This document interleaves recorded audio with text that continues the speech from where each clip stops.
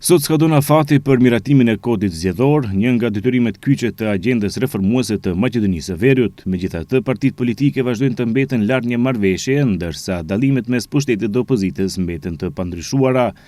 Nga LSDM thonë se teza se bllokimi i kodit zgjedhor pengon Maqedoninë të përparojë drejt BE-s është manipulim i vetëdijshëm.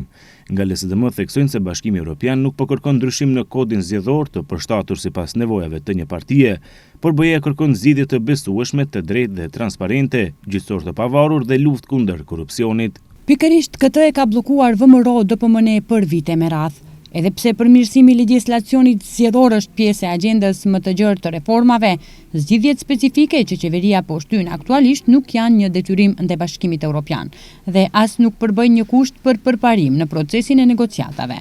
Këto janë propozimet e tyre, jo europiane. Këto janë zgjidhje që hapin hapësirë për manipulim dhe kontroll të procesit zgjedhor, veçanërisht në fushën e votimit të diasporës. Në vend që të merret me mënyrën e mbrojtjes së vullnetit të qytetarëve, po ushtrohet presion për të pranuar zgjidhje që mundësojnë vjedhjen zgjedhore.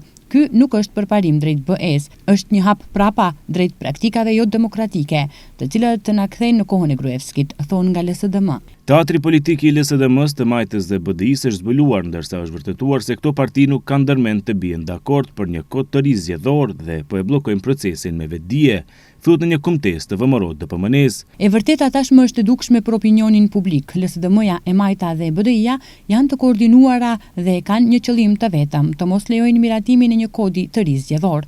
Teatri i këtyre politik është të zbuluar. Disa bëjnë thirrje publikisht për bisedime, të tjerët refuzojnë ato në mënyrë demonstrative, por në thelb të gjithë punojnë për të njëjtin rezultat, të mos ketë marrëveshje. Kjo nuk është një mosmarrëveshje politike, por një skenar i menduar mirë nga LSDM-ja, e Majta dhe BDI-ja.